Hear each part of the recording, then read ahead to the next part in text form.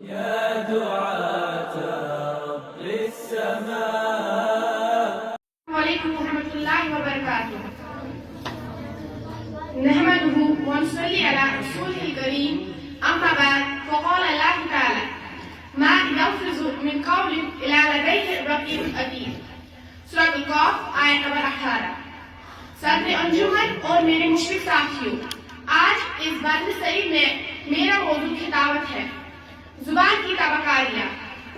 اسلامی بھائیوں اور بہنوں، اگر سیرت اچھی نہ ہو تو اچھی سنت سے کوئی فائدہ نہیں. ہم قرآن و سنت کی روشنی میں دیکھتے ہیں کہ اگر زبان سے اچھے کلمات نکلے تو فائدہ، اور بد زبانی کرے تو یہ ہمارے لیے کتنی ہلاکت خیز کا باعث بن سکتی ہے. زبان کا صحیح استعمال اللہ تعالیٰ کی بہت بڑی نعمت ہے. ہماری زبان سے نکلنے والے اچھے یا برے الفاظ ہمارے نامہ اعمال میں درج ہوتے ہیں، جیسے کہ قرآن مجید نے حقیقت ہمارے سامنے رکھی ہے: ما یلفظ من قول الا لدیہ رقیب عتید.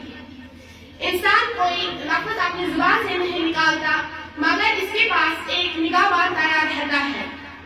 اس آیت کریم سے معلوم ہوتا ہے کہ ہم اپنی زبان سے جو کچھ بولتے ہیں فوراً اس نکالے ہوئے الفاظ کو فرشتے لکھ لیتے ہیں، خواہ وہ الفاظ اچھے ہو یا برے.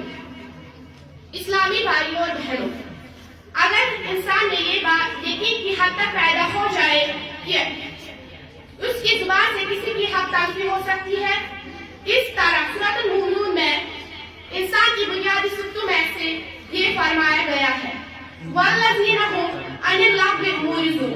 سورۃ المؤمنون آیت نمبر 3. اور جو ضروریات سے منہ موڑ لیتا ہے. اس آیت کریم سے معلوم ہوتا ہے کہ انسان کی بنیادی صفتوں میں سے ایک لایعنی بات سے بھی بچنا ہے، خواہ وہ زبان کے ذریعے ہو یا ہاتھوں کے ذریعے.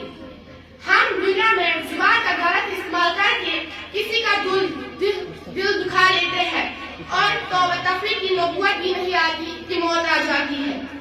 صحیح مسلم کے حوالے سے ایک واقعہ سنیں اور اپنا جائزہ لیجیے. ابو ہریرہ جو بیان کرتے ہیں کہ رسول اللہ صلی اللہ علیہ وسلم نے ایک دفعہ صحابہ کرام سے پوچھا: آپ جانتے ہیں مفلس کون ہے؟ صحابہ کرام نے جواب دیا: اللہ کے رسول، مفلس وہ شخص ہے جس کے پاس درہم اور مال متاع نہ ہو. آپ صلی اللہ علیہ وسلم نے فرمایا: نہیں، بلکہ میری امت کا مفلس وہ شخص ہے جو قیامت کے دن بارگاہ میں حاضر ہوگا، جو دنیا میں نمازیں پڑھتا ہوگا، روزے رکھتا ہوگا اور زکوٰۃ ادا کرتا ہوگا، لیکن اس کے ساتھ ساتھ کسی کو گالی دی ہوگی، کسی پر بہتانا باندھا ہوگا، کسی کو مارا ہوگا، کسی کو خون بہایا ہوگا، کسی کو مارا پیٹا ہوگا. یہ سب مظلومی بارگاہ میں اس کے خلاف دائر ہوگا. چنانچہ اللہ کے حکم سے اس کی نیکیاں تقسیم ہو جائے گی، یعنی تب کہ اس کی ساری نیکیاں ختم ہو جائے گی، لیکن اس کے ذمہ ابھی دوسروں کے حقوق بھی باقی ہوں گے. مظلوم کے کھاتے میں اکاؤنٹ میں ڈال دیے جائیں گے.